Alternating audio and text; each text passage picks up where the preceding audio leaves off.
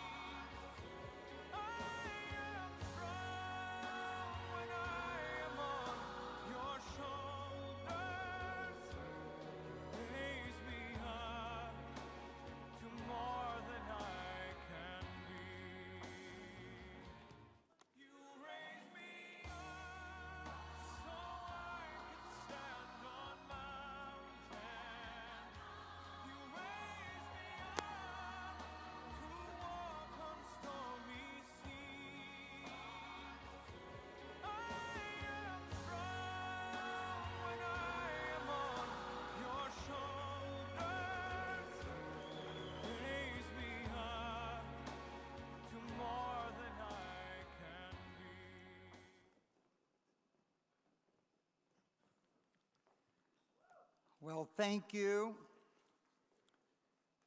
And tonight I am wearing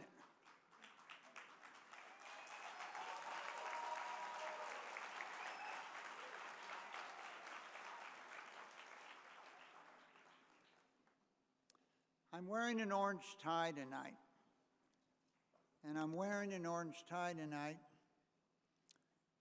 because you might remember decades ago, a president of the United States told a divide in Berlin that we are all Berliners. And tonight I wear an orange tie to tell you we are all part of United Hatzalah. Every one of us can make a contribution. Every one of us can be a volunteer. I met this young woman, Marion Adelson. She was an Adelson at that time.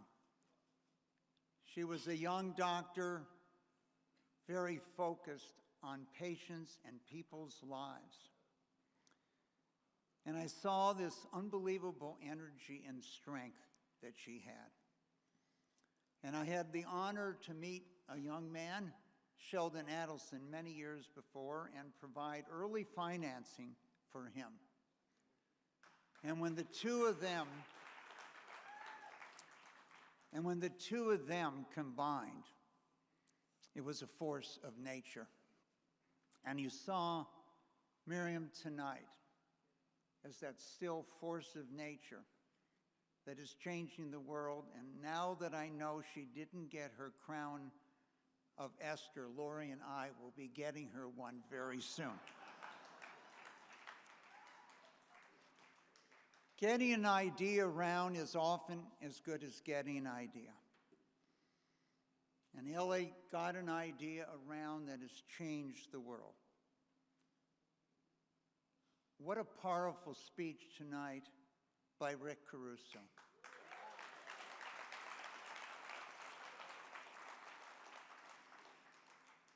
Whenever there's been a challenge in this city, you could count on Rick Caruso.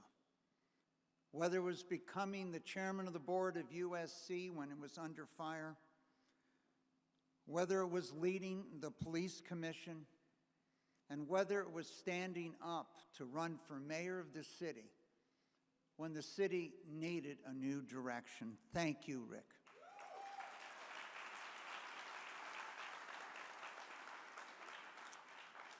And what can I say enough about the Sassoon family? I think I first met them in Singapore. What an unbelievable family, and what an unbelievable friend, Sonny, you are. And David Rubin and your entire family, your father, your sister, yourself, what an amazing contribution you have made to the world.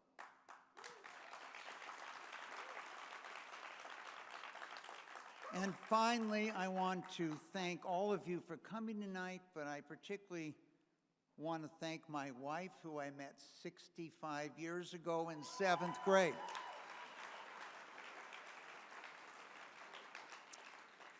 So she was a good student. But she was always wondering about this talkative kid in the class. But she was voted the most likely to succeed in our high school class, and I've stayed as close to her as I could all these years. And I want to thank my family and my children, of which Lance and Hillary and Barry and Fred are here tonight. And boy, Fred, that was quite an introduction to your first film that I saw here this evening. The Talmud tells us that anyone who saves a single soul is deemed by scriptures as if they have saved the entire world. No one fits that saying better than Allie Bear. I've spoken for many years about the true asset of a city, a state, a country, and that is the potential, the human capital of its citizens. It makes up the majority of every place you go. And more than 50% of all economic growth in the last 200 years can be traced to the extension of life and the length and quality of life due to medical research and public health. People are living longer, healthier lives, more productive lives. And to that, a brief anecdote about Ellie and Dr. Adelson. During COVID, I was getting my updates from the Aram family, from Florida Daily, and you might or might not remember, but Ellie became very sick and was put into a coma on a respirator. But now, Queen Esther, as I will refer to her in the future, dropped everything to come to his aid, and sure, he got best care. Thanks and great to her efforts, Ellie came through with flying colors after being in a coma almost 30 days, and now has many years in front of him for his family to save more lives, build more bridges. Thank you, Miriam, for saving Ellie at a moment that he needed saving.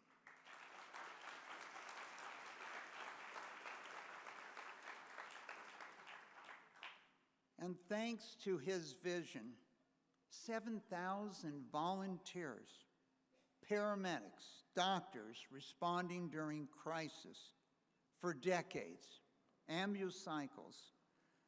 Not every one of us can become a medic, but we can be trained and we can support in so many different ways.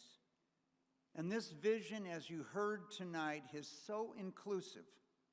Ordinary people, fully trained, certified to become first responders from Arab communities, Jewish communities, the Orthodox, the secular.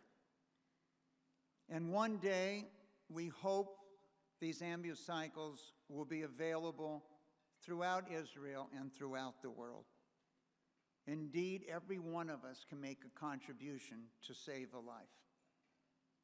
Technology, deployment of technology, innovative GPS technology, allowing you to direct to the closest individual 600,000 to 700,000 people treated a year. 3 minutes in some areas and less than 90 seconds in another. How many lives have been saved by this one idea and this one giving of thousands of people? More than 2 decades ago, our family pivoted some of our philanthropic efforts to form Faster Cures, an organization dedicated to the idea of shortening time to find cures and better treatments for all life-threatening diseases. From the beginning, our tagline has been, "Time equals lives." Today, with medical advances, it is quite possible to find a cure in your own lifetime for your life-threatening disease. But I cannot think of one organization on planet Earth that lives up to that motto of time equals lives than the one, Ellie, you have built, and I'm honored to be with you tonight.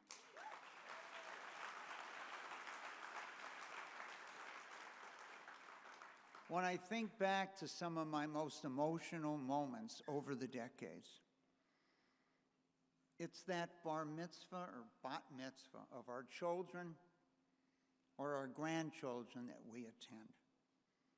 And maybe the most emotional part of those evenings was the concept of lavor devor. From generation to generation, we have a responsibility to pass on our teachings to future generations. And we all have a responsibility to make a commitment to Israel to protect these future generations.